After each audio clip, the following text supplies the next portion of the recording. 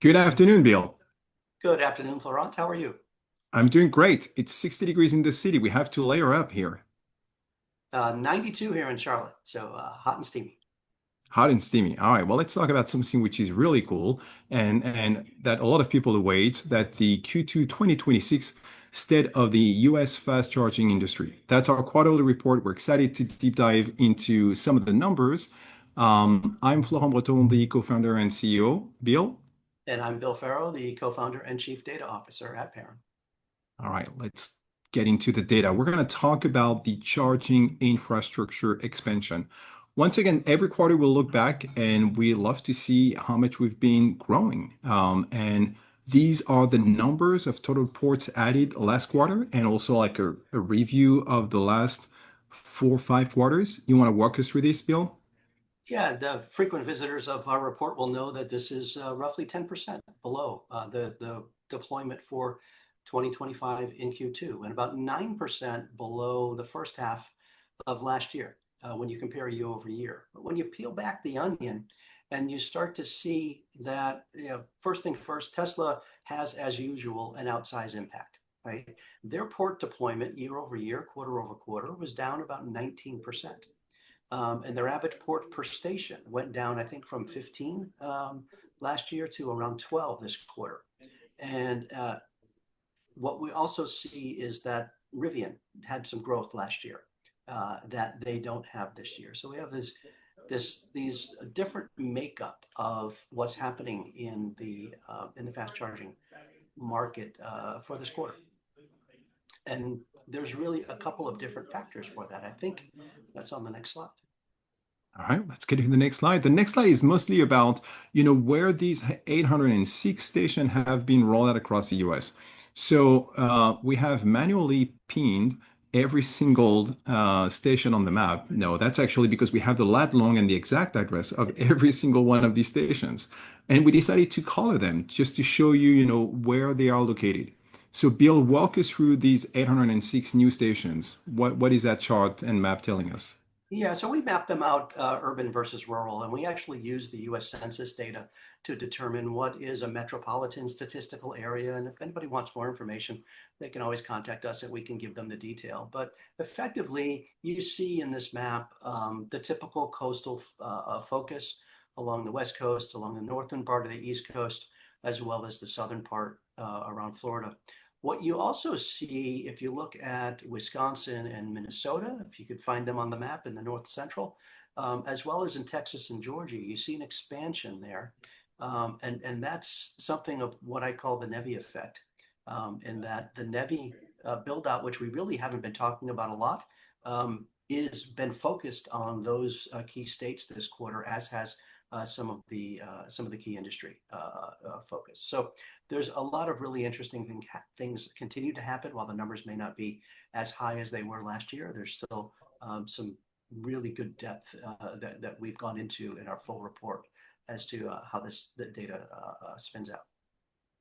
And when it comes to the details, what we like looking into is who is rolling out, these new stations, which are the CPOs. And this is the top five. Obviously, we have the entire list. On the presentation, we have the top 10 as well available, but there are some pretty significant movements here. Walk us through what has changed, Bill. Yeah, one of the key things that's changed is for the first time in our history of tracking these charging build outs, that Tesla now makes up less than 50% of the full share of DC fast chargers in the US. You see they're at 27% for this quarter. There are other companies out there that are starting to fill those gaps and starting to combined create another network that rivals the Tesla supercharger network. So those include what we've traditionally called Charger 2.0 companies, Walmart, Diana, Red E. They continue to roll out, and in some cases at breakneck speed. And then surprisingly, you see Electrify America up here. They, along with EVgo, have spent the last 2+ years really refreshing their existing stations, not growing their footprint. Now we're starting to see a shift in that footprint growth this quarter that's making up some of that difference in Tesla not rolling out as many ports as they have in the past. Let's take a look at utilization and reliability. This has probably not changed as much from one quarter to another, but what has changed is the number of people charging on the public infrastructure. Over the last quarter, that is 46 million. When you look back at the last 6 months, we have a story here. What is that story? Tell us about seasonality and the overall growth of charging station on the network. So I got to be honest with you, I was a little worried after looking at the Q1 data at the end of last year, at the end of Q1, that February number dipped so low. I know there was weather involved, um, but it dipped to a level that I was concerned about. But what we've seen over the last 3 months is really almost a blossoming of the public infrastructure. It's a 29% year over year growth from public infrastructure use in July 1st of 2025 versus the end of June 2026. And it continues to grow. We think we've looked at this, other factors that can come into play here, not just the growth of the infrastructure, but we see the increase in used EVs hitting the market. And we've seen those numbers reach new levels. We still see, to a smaller extent, new vehicles, new EVs entering the mix, but keeping those existing EVs registered and on the roads, we think is one of the things that's causing a lot of this increase in public use of the infrastructure, as well as the growth in EVs in rideshare, which continues. As we know, those companies continue to try to decrease their carbon footprint. What is interesting as well is that 16.1 million in June, that's over 30 days. But for us at Paren, within a 7 day period of time, for the first time early this July, we have been recording over 4 million charging sessions on the same week for the US. So it continues to grow. And Bill, we should expect a busy summer as well, right? We should expect that. We think this number is going to peak out in late July, early August, and then relax again in September, the typical pattern. But we expect to see similar numbers, higher numbers actually in Q3. All right. Looking forward to checking with you then. Let's take a look at utilization. Utilization 15.8%. It was 15.6%. That's what we reported back for Q1. That's a national average. And obviously, as an average, there is a lot to tell on the tail of that average, on the lower end of the utilization band, on the higher end. We share the map here so that people who are listening and viewing this webinar can see for themselves. But Bill, walk us through the top numbers that you would want us to focus on.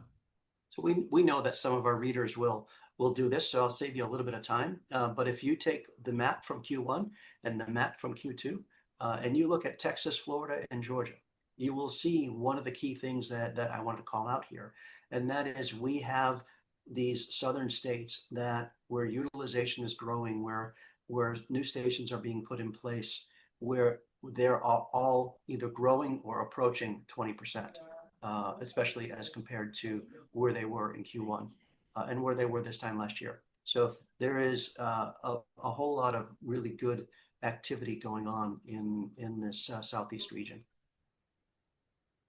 Fascinating. When we talk about demand, 16 million charging sessions in June, we talk about the utilization on the infrastructure 15.8. But what is also very interesting is to look at the overall equilibrium in between supply and demand.